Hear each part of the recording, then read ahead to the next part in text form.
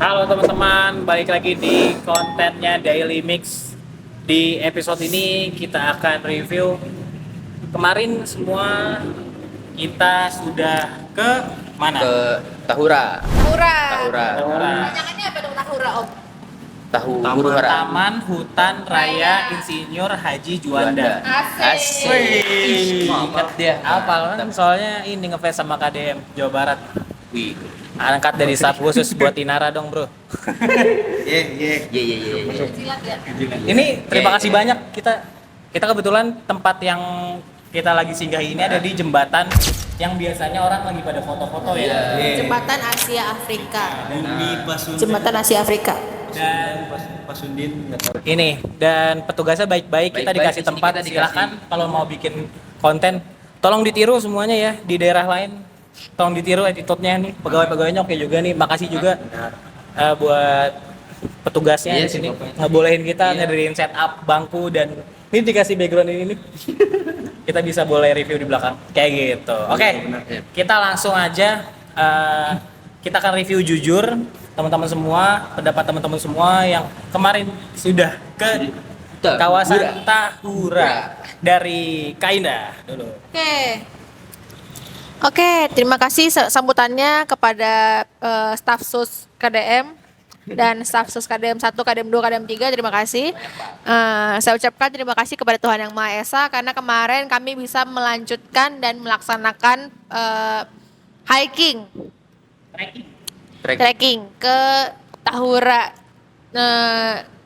Sebenarnya kemarin overall itu mungkin karena kita nggak terbiasa olahraga ya, bukan kita, saya.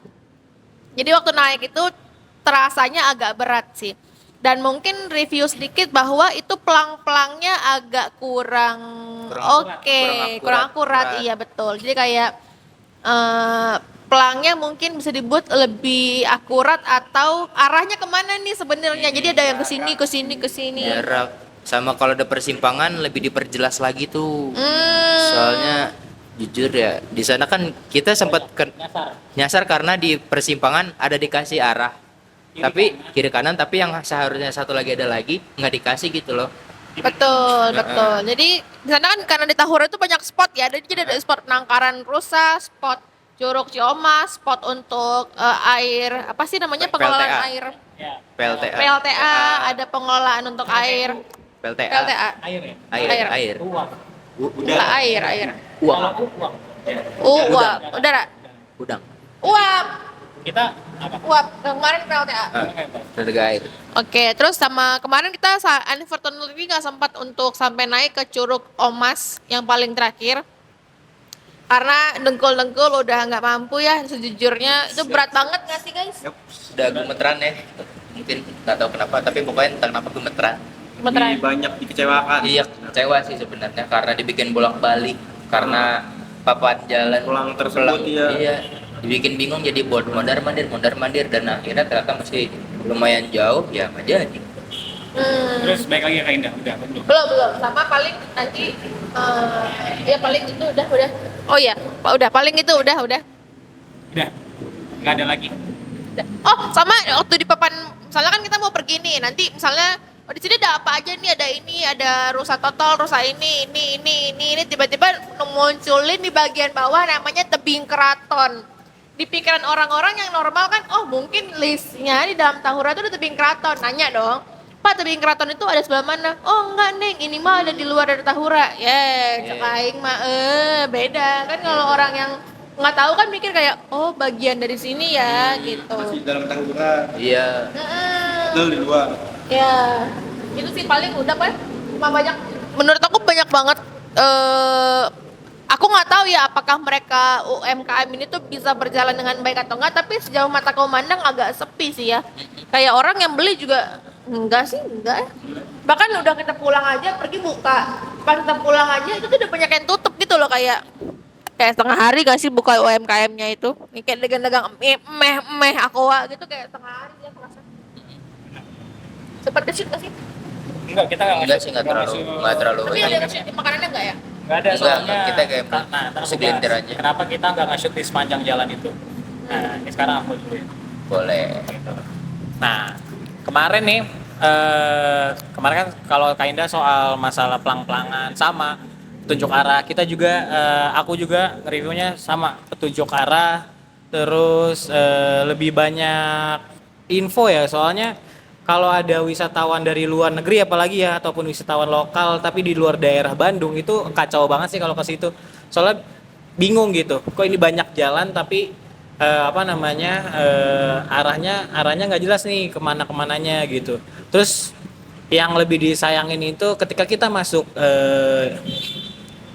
gua Belanda ataupun gua Jepang, kita nggak mendapatkan info seperti di edukasi museum yang kita kunjungi atau museum-museum di luar sana. Seharusnya di dalam goa itu agak sedikit diperbarui ya, maksudnya biar lebih menarik gitu kan, apalagi di tahun 2026 tahun depan itu banyak banget yang nanti mungkin wisatawannya Gen Z ya, yang lebih nggak tahu gitu, lebih kritis dan lebih nggak tahu lagi ini gua Jepang dulunya apa, ini cuman dikasih di depan doang gitu. Kalau Gua aja sekedar gua aja gua gitu. bolong aja udah.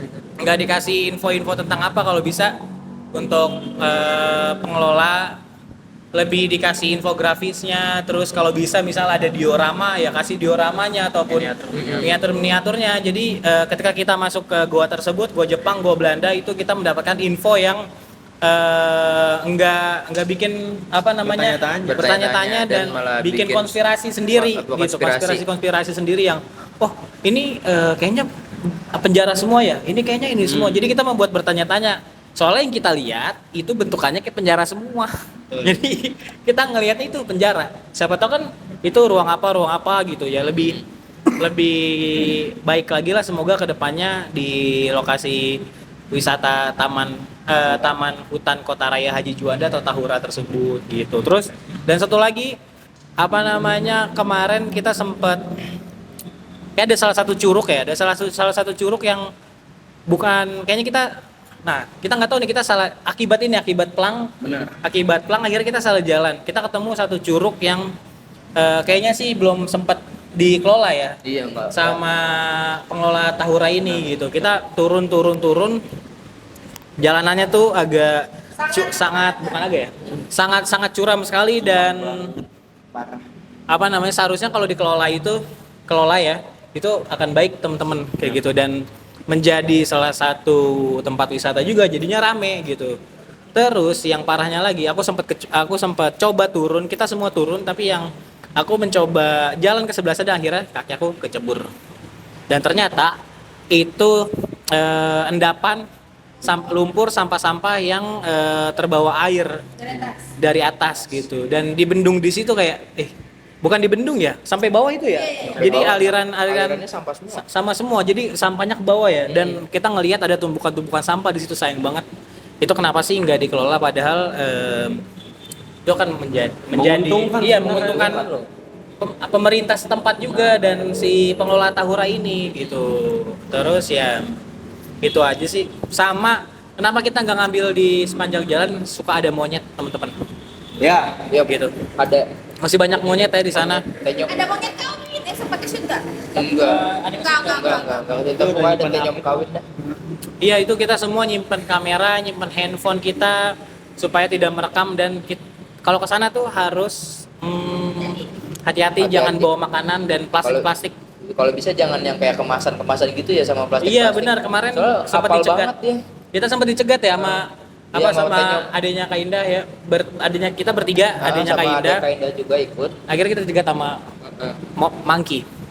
Padahal dia itu cuma sampah yang sampah emang doang. kita kumpulin sengaja buat dibuang nanti, tapi diembat juga sama dia. Benar kayak gitu. Udah apalan kayaknya soal masalah makanan Iya, bungkus ya. curiga ya, maksudnya apakah kesediaan makanan di atas masih ada atau makanya. enggak gitu. Jadi monyet pada turun gitu kan. Mm-mm. Logikanya kan kalau mereka turun berarti di atas makanannya udah nggak ada. Heeh. Kayak gitu ya. Ini sih review jujur kita, bukannya kita ingin menjelekkan, tapi ini saran dan pendapat kita. Semoga Tahura ini kedepannya lebih bagus lagi dan lebih menarik lah, intinya udah bagus, menarik, dan apalagi ya, intinya lebih oke lah kedepannya, semoga kayak gitu. Kalau dari aku sih tentang Tahura seperti itu. Sekarang ke Kenzi. Oke. Kok dua? Pegang aja. Banyak banget nih dua. Repot. Malah tukeran. Barter elah. Ya, sebenarnya emang problemnya tuh Pegangin aja. kita semua sama tentang arah jalan, tentang petunjuk jalan, sama satu tempat yang kita yang kita datangin itu si curug itu. Sebenarnya kalau dibilang curug mah nggak bisa dibilang curug karena Curug tuh harusnya ada air yang jatuh kan. nah, Makanya kan curug tuh air terjun. bener, Nah.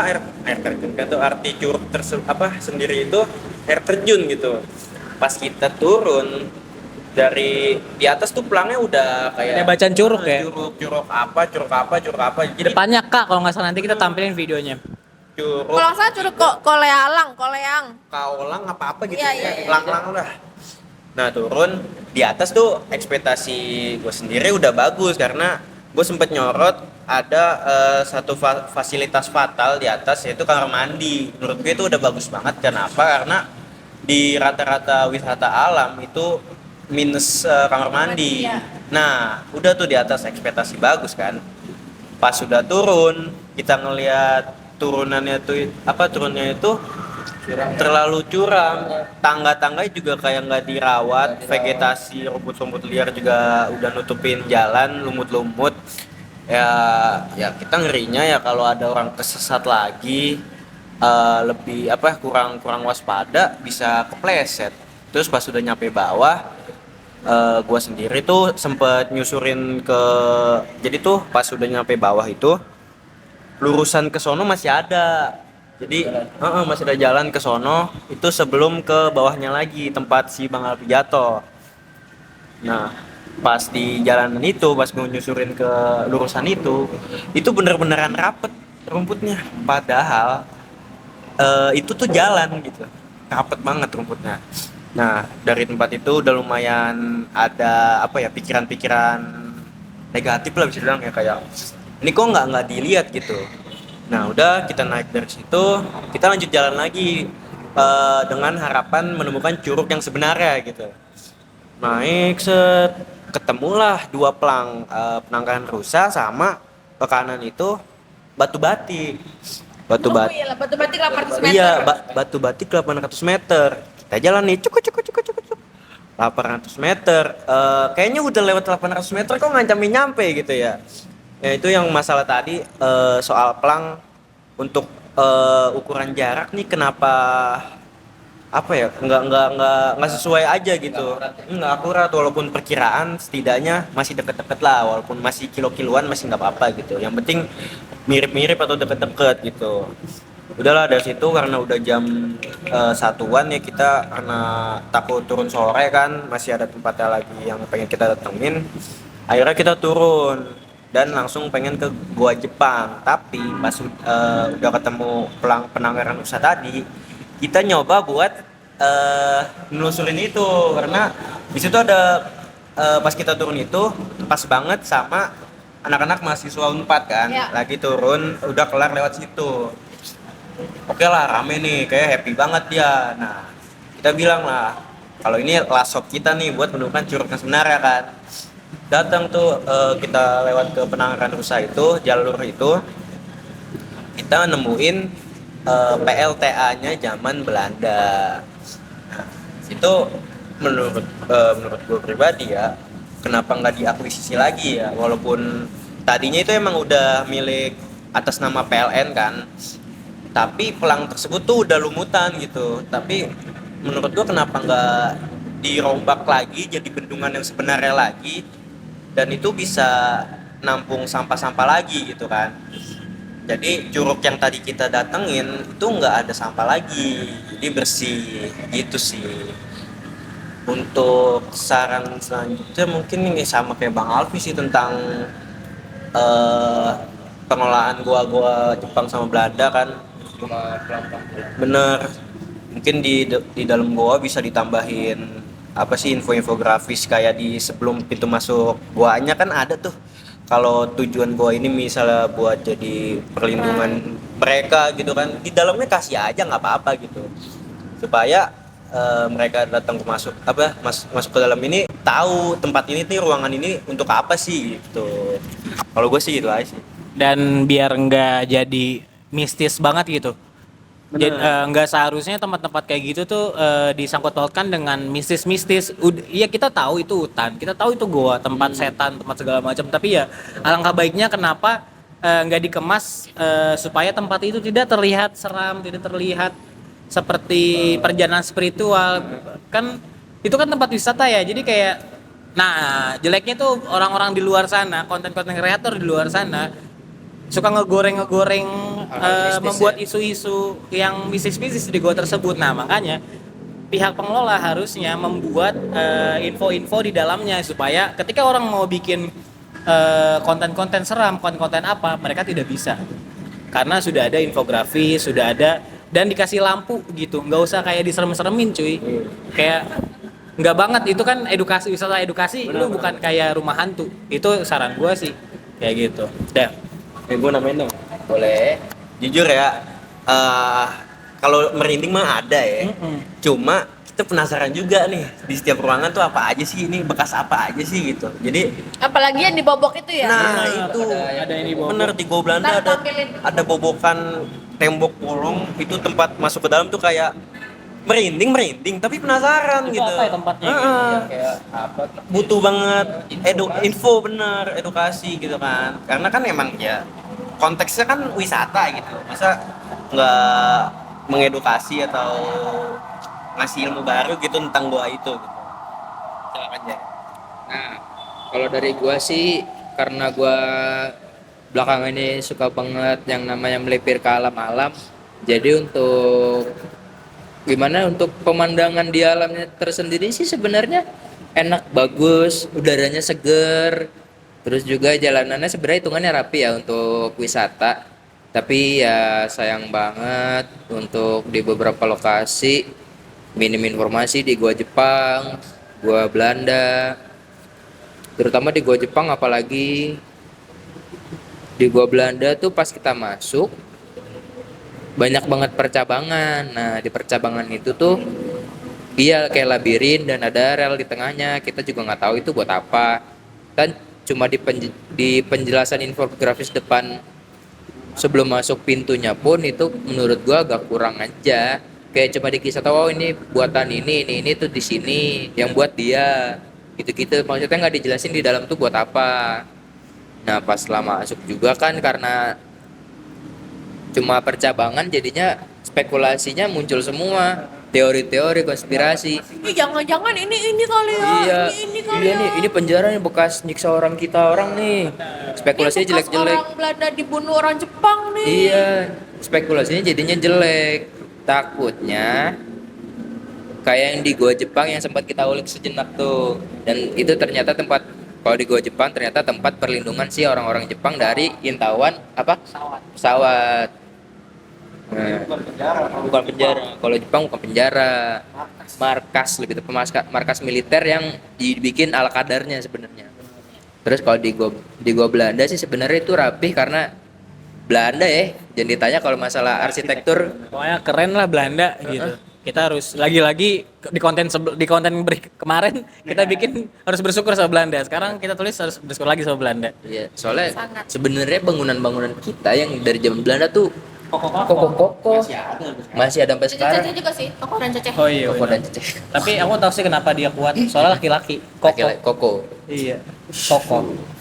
Sikut dar. Nah, kan di sana karena bangunannya emang buatan Belanda rapi, ya sebenarnya nikmat aja sih lewat-lewatnya, tapi sayangnya karena minim informasi jadi spekulasi apapun keluar. Bla bla bla. Iya. Tapi dipikirin dah pokoknya. Jadi kayak masuk rumah hantu ya.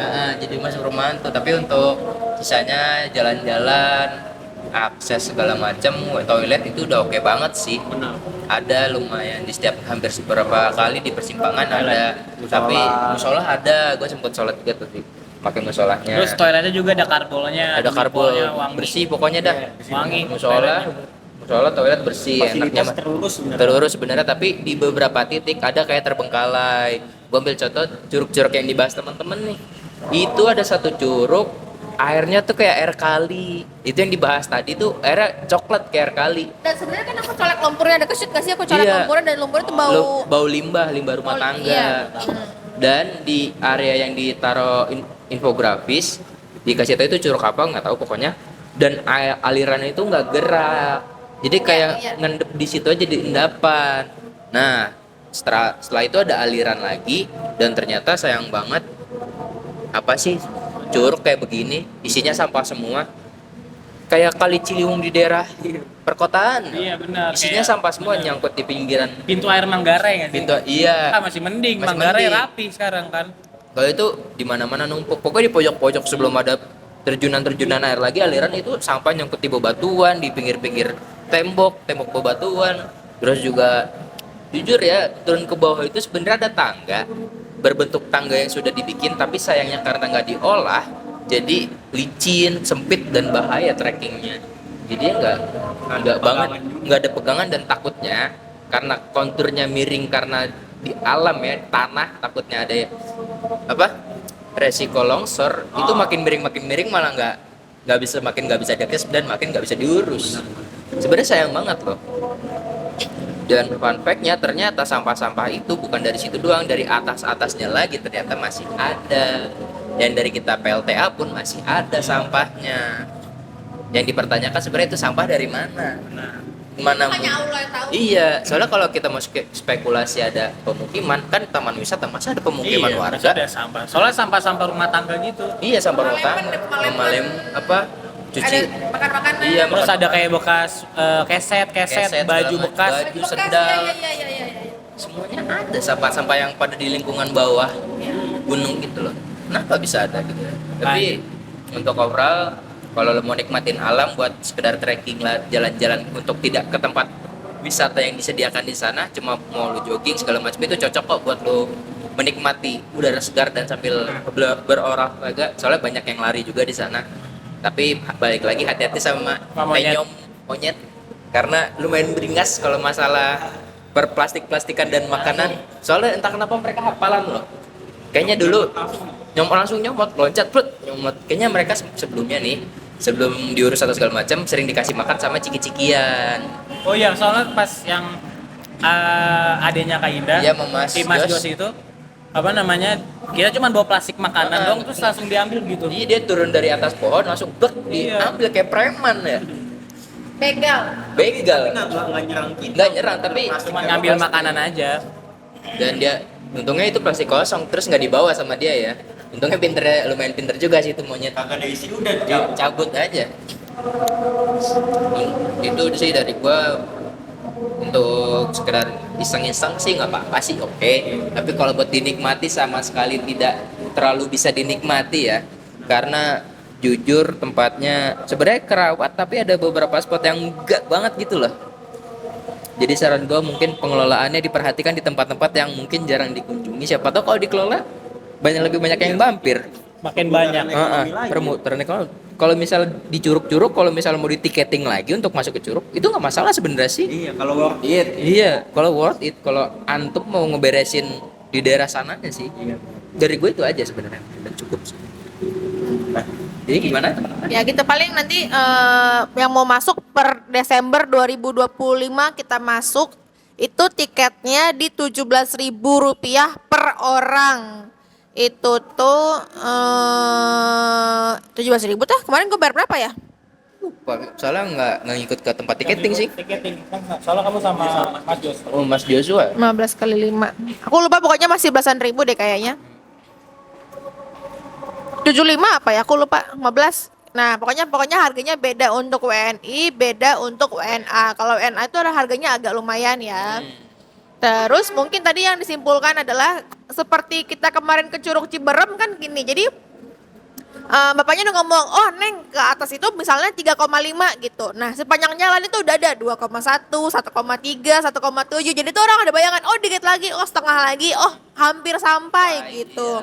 Nah untuk trek-trek yang ada di Curug yang ada di Tahura baiknya digituin juga nggak sih? Iya. Jadi udah misalnya tulisannya 3,8 km gitu, baru ditulis oh ini udah 1 km, oh ini udah 500 meter, ini 1,75. Iya, toh, Jadi kilometer berapa, sekian. jadi ada patokannya kan. Ada patokan, jadi kita tuh sebenarnya udah jalan berapa sih?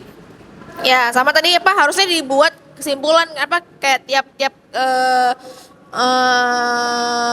apa Persimpangan. persimpangan betul, persimpangan dan di tempat cagar budayanya juga dibuat keterangan sih kayak ini apa ini apa ini apa gitu. Terus sama aku bilang lagi-lagi itu ada PLT yang harusnya bisa direstorasi untuk dipergunakan kembali menjadi penerangan di situ. Sama mungkin nggak sih kalau misalnya orang datang, misalnya satu hari itu pengunjungnya 1113, tiba-tiba ada satu orang yang dibunuh di situ atau didorong atau jatuh di situ dan gak ada yang tahu gitu, ngerti nggak? Iya, ya nggak sih? Kan kalau kayak kemarin kan di Ciberem kan ada Polhut kan, disisir dari lagi dari atas jam berapa di jam 4 disisir, ada orang nggak pulang, udah nih pulang turun gitu. Pulang turun bareng gitu. Benar, kayak misalnya yang masuk tuh 1113 gitu, tiba-tiba yang turun itu cuma 1112, artinya kurang satu, mungkin dia jatuh kah, di jurang kah, Iya. dijorokin kah, Atau dia capek sendiri istirahat sejenak ternyata ketinggalan. mati kan gak ada yang tahu ya gitu. Jadi kayaknya untuk keluarnya kudu ada tiket masuk boleh, ada sensor, tiket pulangnya kan kudu ada pengecekan lagi nggak sih kayak untuk memastikan jumlah orangnya benar dengan yang masuk gitu, biar nggak ada yang gitu loh. Ya nggak sih? Iya, gimana di pinggiran itu curug itu nggak ada jagaan segala macem, dan bener-bener itu udah tahu lokasi hutan serem, tempat macem-macem. Iya, Malah dikemasnya lagi lebih seram lagi gitu, jadinya kan makhluk yang nggak kelihatan pun senang di sana, tinggal di sana gitu, bukannya diperbagus lagi, bukannya di apa ya, aneh lah gitu, jadi kayak ajang serem-sereman gitu kan, bukan jadi tempat wisata jadinya. Kayak Curug Ciberem kan itu oke banget gitu.